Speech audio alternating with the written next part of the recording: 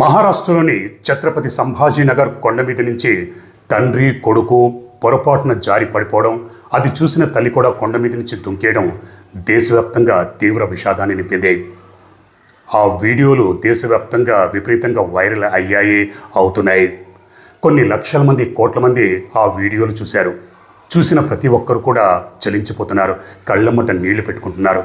కొన్ని క్షణాల వ్యవధిలోనే కుటుంబంలోని ముగ్గురు, తండ్రి కొడుకు తల్లి చనిపోవడం అందరినీ విపరీతంగా బాధించింది. ముఖ్యంగా తల్లి సంగీత చేసిన వీడియోలు ఇప్పుడు సోషల్ మీడియాలో వైరల్ అవుతున్నాయి.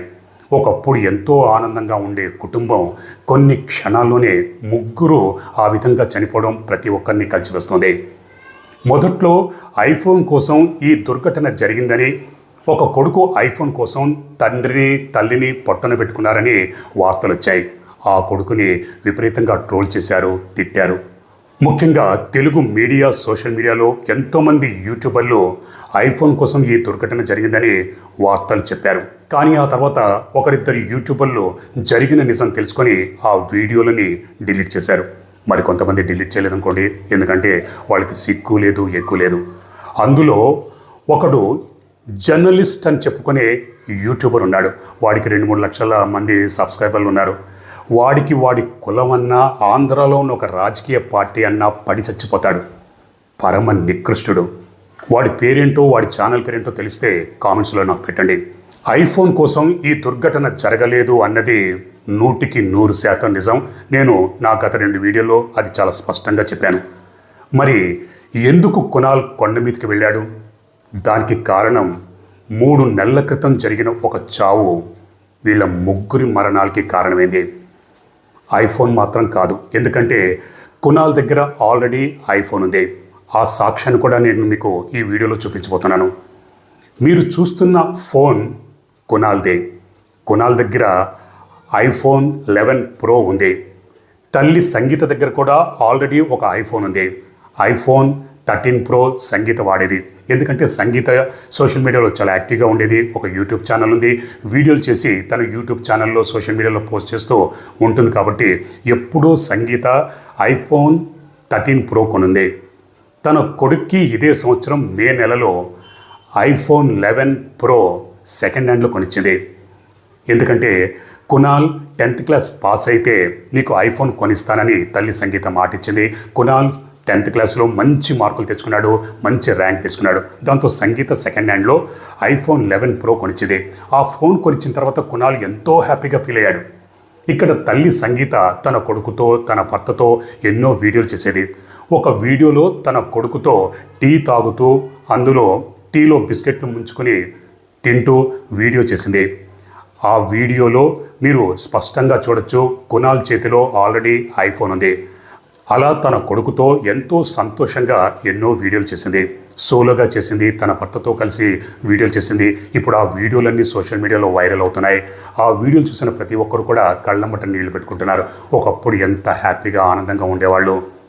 ఆ విధంగా ఎలా జరిగింది అని ఇప్పటికీ చాలామంది జీర్ణించుకోలేకపోతున్నారు. మరి ఎందుకు ఈ దుర్ఘటన జరిగిందన్నది నిన్నటి వీడియోలో ఆల్మోస్ట్ చెప్పేశాను. ఈరోజు పూర్తి వివరాలతో 100% ఈ దుర్ఘటన జరగడానికి వెనుక గల కారణాల్ని నేను చెప్పబోతున్నాను. అందుకే వీడియో స్కిప్ చేయకుండా చివరి వరకు చూడండి. మురళీధర్ ఈ ఛత్రపతి సంభాజీ నగర్కి దగ్గరలో ఉన్న ఒక ఊళ్ళో పుట్టి పెరిగాడు.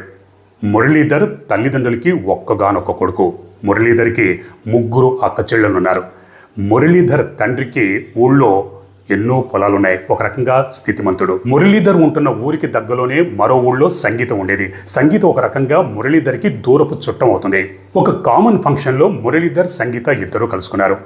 ఇద్దరూ ఒకరినొకరు చూసుకున్నారు. కళ్ళు కలుసుకున్నాయి. ఇద్దరూ ఒకరంటే ఒకరు ఇష్టపడ్డారు. ఇద్దరూ ప్రేమించుకున్నారు, పెళ్లి చేసుకోవాలనుకున్నారు. కానీ వీళ్ళ పెళ్లికి మురళీధర్ తరఫున, అంటే మురళీధర్ కుటుంబ సభ్యులకి, తండ్రికి, అక్క చెల్లెలకి ఎవరికి ఇష్టం లేదు. ఎందుకంటే వాళ్ళు చూసిన సంబంధాన్ని, వాళ్ళ ఊళ్ళోని పిల్లనే చేసుకోవాలనేది వాళ్ళ కోరిక. ఇక్కడ సంగీత కుటుంబ సభ్యులకి ఈ పెళ్లి ఇష్టమే. దాంతో మురళీధర్ తన కుటుంబ సభ్యులకి వ్యతిరేకంగా, ఇష్టానికి వ్యతిరేకంగా సంగీతను పెళ్లి చేసుకున్నాడు. ఆ పెళ్లికి మురళీధర్ తరఫున తల్లిదండ్రులు, అక్క చెల్లెళ్ళు, బంధువులు ఎవ్వరూ హాజరు కాలేదు. వీళ్ళ పెళ్లి 2003 సంవత్సరంలో జరిగింది. పెళ్ళైన తర్వాత అదే ఊళ్ళో కాపురం పెట్టారు. అదే ఊళ్ళో ఉంటున్న అక్క చెల్లెళ్ళు లేదా తండ్రి ఎప్పుడైనా ఎదురైనప్పుడు పెద్దగా పలకరింపులు ఉండేవి కావు. మొక్కుబడిగా ఏదో మాట్లాడుకుంటూ ఉండేవారు. 2004 సంవత్సరంలో వీళ్ళకి ఒక కొడుకు పుట్టాడు. కొడుకుకి ఆదిత్య అని పేరు పెట్టారు. 2008 సంవత్సరంలో కునాల్ పుట్టాడు. 2012 సంవత్సరంలో పెద్ద కొడుకు ఆదిత్యకి అనారోగ్యం చేసింది. వాంతులు విరోచనాలు అయ్యాయి. హాస్పిటల్కి తీసుకెళ్లారు, కానీ అప్పటికే సమయం మించిపోయింది. దాంతో పెద్ద కొడుకు ఆదిత్య చనిపోయాడు. ఇక అప్పటి నుంచి సంగీత మనస్సులో ఒకటి బీజం పడిపోయింది. అదేంటంటే సమయానికి హాస్పిటల్కి తీసుకెళ్లేదు. పైగా ఆ ఊళ్ళో మంచి హాస్పిటల్స్ ఏమీ లేవు.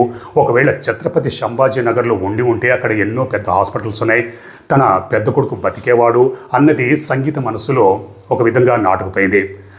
క్రమక్రమంగా రోజులు గడిచాయి, నెలలు గడిచాయి. కొన్ని సంవత్సరాలు అయిన తర్వాత వీళ్ళిద్దరూ కుటుంబం కునాల్ని తీసుకుని ఛత్రపతి సంభాజీ నగర్కి షిఫ్ట్ అయ్యారు. రెండో కొడుకు ఒక్కడే మిగిలిన్నాడు, అతడే కునాల్. ఈ క్రమంలో 3-4 నెలల క్రితం, అంటే ఏప్రిల్ నెలలో మురళీధర్ సోదరి కొడుకు చనిపోయాడు. అంటే మురళీధర్ మేనల్లుడు చనిపోయాడు. కొడుకు చనిపోతే ఆ బాధ ఎలా ఉంటుందో మురళీధర్కి తెలుసు. పెద్ద కొడుకు చనిపోయాడు. దాంతో ఎప్పుడూ తన అక్క చెల్లెల దగ్గరికి, తండ్రి దగ్గరికి వెళ్ళని మురళీధర్ తన భార్య సంగీతని, కొడుకు కునాల్ని తీసుకొని మేనలుడి అంత్యక్రియలు పాల్గొనడానికి అక్కడికి ఆ ఊరు వెళ్ళాడు. అక్కడ అంత్యక్రియలు, కర్మకాండాలు ఇవన్నీ జరిగిపోయాయి. 13వ రోజు అదంతా జరిగిపోయింది. అయిపోయిన తర్వాత సంగీత, కునాల్ ఇద్దరు మళ్ళీ తమ ఇంటికి ఛత్రపతి సంభాజీ నగర్కి వచ్చేసాడు. కానీ మురళీధర్ అక్కడే ఉండిపోయాడు. ఎందుకంటే ఇంకా కొన్ని జరగాల్సిన పనులు అవన్నీ ఉన్నాయి, ఆ పనులన్నీ అయిపోయిన తర్వాత వస్తానని చెప్పాడు. కానీ రాలేదు, అక్కడే ఉండిపోయాడు. సంగీత ఎప్పుడు ఫోన్ చేసినా ఇంకా పనులున్నాయి, ఇదిగో వస్తాను, అదిగో వస్తాను అని అనేవాడు తప్పితే వచ్చేవాడు కాదు. దాంతో సంగీతకి మురళీధర్కి మధ్య గొడవలు పెద్దవయ్యాయి.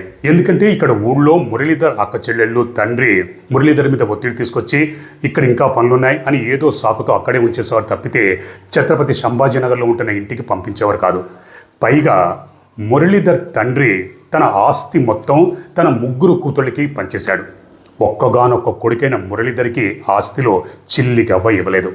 ఇది కూడా సంగీతకి కోపం తెప్పించిందే. ఎందుకంటే తన భర్త ఒక్కగానొక్క కొడుకు, అటువంటిది తన భర్తకి ఆస్తిలో ఏమాత్రం చిల్లి గవ్వ వాట ఇవ్వకుండా మొత్తం అంతా కూతుళ్ళకే పనిచేశాడు. దానికి కారణం మురళీధర్ తండ్రికి మురళీధర్ తన ఇష్టానికి వ్యతిరేకంగా సంగీతాన్ని పెళ్లి చేసుకున్నాడన్న కోపం. ఆ కోపంతోనే ఆస్తి మొత్తం తన 3 కూతుళ్ళకి పనిచేశాడు. ఇది సంగీతకి నచ్చలేదు. ఏమండి, మీరు ఒక్కగానొక్క కొడుకు, మీకు కూడా ఆస్తిలో వాటా ఉంటుంది, మీకు కూడా హక్కు ఉంది, మీరు మీ ఆస్తిలో వాటా అడగండి అని అంటే మురళీధర్ నాకిచ్చినా నా చెల్లెలకి ఇచ్చినా ఒకటే కదా అని వాయిదా వేస్తూ ఉండాడు తప్పితే అడిగేవాడు కాదు. ఈ విషయం మీద కూడా భార్యాభర్తలు ఇద్దరూ గొడవ పడుతూ ఉండేవారు. ఎందుకంటే సంగీతకి తన కొడుకు ఒక రకంగా తాత మనవడికి తాత ఆస్తిలో హక్కు ఉంటుంది, భాగం ఉంటుంది. కాబట్టి పైగా నీట్ ఎగ్జామ్కి ప్రిపేర్ అవుతున్నాడు, రేపొద్దున డాక్టర్ కావాలంటే చదివించాలి, దానికి ఎంతో ఖర్చు అవుతుంది. కాబట్టి తన మనవడికి తన తాత ఆస్తిలో వాటా దక్కాలి, తన భర్తేమో ఆస్తిలో వాటా అడగట్లేదు అని ఈ విషయం మీద కూడా ఇద్దరు, మురళీధర్ సంగీత ఇద్దరు గొడవ పడుతూ ఉండేవారు. పైగా అక్కడి నుంచి ఛత్రపతి సంభాజీ నగర్కి రావట్లేదు. ఈ విషయం మీద 3 నెలల నుంచి ఇద్దరి మధ్య గొడవలు జరుగుతున్నాయి. ఒకరోజు ఇద్దరు ఇదే విషయం మీద గొడవ పడేసరికి మురళీధర్ కోపంతో నేను ఇక నీ దగ్గరికి రాను, ఆ ఇంటికి రాను, నేను ఇక్కడే నా అక్క చెల్లెలతో తండ్రి దగ్గరే ఉంటానని తెగేసి చెప్పాడు. ఇది కునాల్ విన్నాడు. కునాల్ 3 నెలల నుంచి తన తండ్రికి కూడా కాల్ చేస్తున్నాడు. డాడీ, నువ్వెందుకు ఇక అక్కడే తాత దగ్గర అత్తల దగ్గర ఉన్నావు, వచ్చేసయ్యి, మాతో పాటు ఉండు అంటే తండ్రి ఇదిగో వస్తున్నాను, అదిగో వస్తున్నానని తన కొడుకు సర్ది చెప్పేవాడు తప్పితే వచ్చేవాడు కాదు.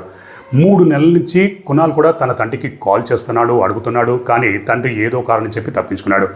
కునాల్ ఇదంతా గమనించాడు. పైగా తల్లి తండ్రి ఇదే విషయం మీద గొడవపడడం, ఫోన్లు చేసుకోవడం, ఆ ఫోన్లో గొడవపడడం, చివరికి తండ్రి ఇక రాను, మీతో ఉండను, నేను ఇక్కడే నా అక్క చెల్లెలతో తండ్రితో ఉంటాను అన్న సంగతి కునాల్కి తెలిసింది. కునాల్ విన్నాడు. దాంతో కునాల్ ఒక్కసారిగా కుంగిపోయాడు. ఇక తండ్రి తమ దగ్గరికి రాడా, తమతో ఉండడా, ఇక ఎప్పటికీ తన తండ్రి తనకు దక్కడా అన్న ఒక భయము, ఆందోళన అతని మనస్సు మీద తీవ్ర ప్రభావం చూపింది. ఎందుకంటే ఆల్రెడీ తన తల్లికి పెద్ద కొడుకు పోయాడు, ఆ బాధ ఉంది. ఆ ఊళ్ళో ఉండి తన కొడుకు పోయాడు. ఒకవేళ ఛత్రపతి సంభాజీ నగర్లో ఉంటే మంచి డాక్టర్కి హాస్పిటల్ చూపించుంటే తన పెద్ద కొడుకు దక్కేవాడు అన్న ఒక దిగులు ఇదంతా ఉంది. ఇదంతా కునాల్ చిన్నప్పటి నుంచి చూశాడు, గమనించాడు. పైగా తన తండ్రి ఎప్పటికీ తన దగ్గరికి రాడు, తమతో ఉండడు అన్నది బాగా ఆందోళనకి గురి చేసింది. దాంతో ఏం చెయ్యాలో పాల్పోక ఆగస్టు 21వ తారీఖు తల్లిదండ్రుల్ని ఎమోషనల్ బ్లాక్మెయిల్ చేద్దామనే ఉద్దేశంతో కొండపైకి చేరుకున్నాడు. అక్కడ ఉన్నటువంటి ప్రత్యక్ష సాక్షులు చాలా స్పష్టంగా చెప్పారు, ఐఫోన్ కోసం మాత్రం కాదు, అక్కడ వాళ్ళ మధ్య జరిగింది కేవలం ఫ్యామిలీ డిస్ప్యూట్స్కి సంబంధించి, ఫ్యామిలీ గొడవలకు సంబంధించి వాళ్ళు ఆర్గ్యుమెంట్ చేసుకున్నారు తప్పితే ఐఫోన్ అన్నది ఏమాత్రం కరెక్ట్ కాదని అక్కడ ఉన్నటువంటి ప్రత్యక్ష సాక్షులు చెప్పారు. సంగీత, మురళీధర్ ఇద్దరు కునాల్ని ఎంతో బ్రతిమలాడారు. మేము ఇద్దరం ఇంకా కలిసి ఉంటామని ఎంతో నచ్చజెప్పారు. 3 గంటల సేపు కొడుక్కి నచ్చజెప్పారు. కానీ కునాల్కి ఎందుకో తన తండ్రి మీద నమ్మకం కుదరలేదు, తన తల్లి మీద నమ్మకం కుదరలేదు. వాళ్ళిద్దరినీ కలపాలని అనుకుంటున్నాడు, కానీ ఇద్దరు కలిసి ఉంటామని అక్కడ మాట ఇచ్చారు. కానీ ఏమో మాట తప్పుతారేమో, ఎందుకంటే గత 3 నెలల నుంచి కునాల్ ఇదంతా గమనించాడు, తెలుసుకున్నాడు. తన తండ్రి అబద్ధం చెప్తున్నాడు అని ఎక్కడో కునాల్కి నమ్మకం కుదరలేదు. మరి ఎందుకు నమ్మకం కుదరలేదు అన్నది తెలియదు. ఈ లోపలే తండ్రి కొద్దిగా తొందరపడ్డాడు. తన కొడుకును రక్షించుకునే ఉద్దేశంతో దగ్గరికి వెళ్ళి లాగడానికి ప్రయత్నించాడు. బ్యాలెన్స్ అవుట్ అయింది, ఇద్దరు కింద పడిపోయారు. పక్కనే ఉన్న సంగీత ఇది చూసి తాను కూడా దుంకేసింది. దాంతో రెప్పపాటు కాలంలో 3 చనిపోయారు. ఇది జరిగింది. దీనికి అంతటికీ కారణం 3 నెలల క్రితం మురళీధర్ చెల్లెలు కొడుకు చనిపోతే ఆ అంత్యక్రియలకు పాల్గొనడానికి వెళ్ళారు. ఇక అప్పటి నుంచి భార్యాభర్తల మధ్య గొడవలు జరిగాయి. అది చూసి కొడుకు కునాల్ తట్టుకోలేకపోయాడు, కొండపైకి చేరుకున్నాడు. ఇప్పుడు మురళీధర్ తండ్రి, అక్క చెల్లెళ్ళు ఏం పాపుకున్నారు? ఆస్తి అయితే సంపాదించుకున్నారు, కానీ పోయిన ప్రాణాల్ని తిరిగి తీసుకురాగలరా? ఆస్తి పోతే మళ్ళీ సంపాదించుకోవచ్చు, కానీ ప్రాణాలు పోతే మళ్ళీ తిరిగి వస్తాయా? ఎందుకు వచ్చినాయి ఈ ఆస్తి గొడవలు? ఎందుకు వచ్చినాయి ఈ పంతాలు, పంటిప్పులు? అన్యాయంగా 3 ఆ విధంగా ఘటన ద్వారా ప్రతి ఒక్కరూ తెలుసుకోవాల్సిన గుణపాఠం ఏంటంటే, తల్లిదండ్రులు పిల్లల ముందు ఎప్పుడూ గొడవ పడకూడదు. సరే, కుటుంబం అన్న తర్వాత తల్లిదండ్రులు కావచ్చు, లేదా భార్యాభర్తలు గొడవ పడడం సహజమే, కామన్. ఇద్దరు గొడవ పడతారు, అలుగుతారు, మాట అనుకుంటారు, మళ్ళీ కలిసిపోతారు. అప్పుడు ఎటువంటి ప్రాబ్లం ఉండదు. కానీ అదే చిన్న విషయానికి గొడవపడి అది చిలికి గాలివానగా మారినట్టు పెరిగి పెద్దదై ఇద్దరూ విడిపోతే, విడాకులు తీసుకుంటే అది పసిపిల్లల మనస్సు మీద తీవ్ర ప్రభావం చూపుతుంది. యుక్త వయసులో ఉన్న పిల్లల మీద, ముఖ్యంగా ఒక్కడే కొడుకైనా ఒక్కతే కూతురైతే వాళ్ళ మనస్సు మీద తీవ్ర ప్రభావం చూపుతుంది. తల్లిదండ్రులు ఇద్దరూ దెబ్బలాడుకొని తమ కళ్ళ ముందే ఇద్దరూ విడిపోతే, విడాకులు తీసుకుంటే ఆ పసి మనస్సుల మీద ప్రభావం చూపుతుంది. కాబట్టి భార్యాభర్తలు పిల్లల ముందు గొడవ పడ్డా ఆ గొడవలు పెద్దవి కాకుండా చూసుకోవాలి. ఎందుకంటే పిల్లల మనసు చాలా సున్నితంగా ఉంటుంది. అలాగే ఎమోషనల్ బ్లాక్మెయిల్ చేద్దామని ప్రాణాల మీదకి తెచ్చుకోకూడదు. సరే, ఎమోషనల్ బ్లాక్మెయిల్ చేసి తమకు అనుగుణంగా మలుచుకోవాలనుకుంటే ఏదో అన్నం తినడం మానేయాలి, నీళ్లు తాగడం మానేయాలి, ఏదో అలగాలి తప్పితే ఇలా ప్రాణాలు తీసుకుంటామన్న ఎమోషనల్ బ్లాక్మెయిల్ ఎప్పటికీ ఎవ్వరు కూడా పాల్పడకూడదు, చేయకూడదు. ముమ్మాటికి చాలా తప్పు. ఇలా చేసిన వాళ్ళు, పొరపాటున ప్రాణాలు కోల్పోయిన వాళ్ళు చాలామంది ఉన్నారు. ప్రతి ఒక్కరూ ఈ సంఘటనని ఒక గుణపాఠంగా తీసుకుంటారని భావిస్తూ రేపు మళ్ళీ మరొక నిజమైన క్రైమ్ స్టోరీతో మిమ్మల్ని కలుసుకుంటాను. అప్పటిదాకా మీరు, మీ కుటుంబ సభ్యులు క్షేమంగా, సురక్షితంగా, అప్రమత్తంగా ఉండాలని కోరుకుంటూ మీ హర్షవర్ధన్.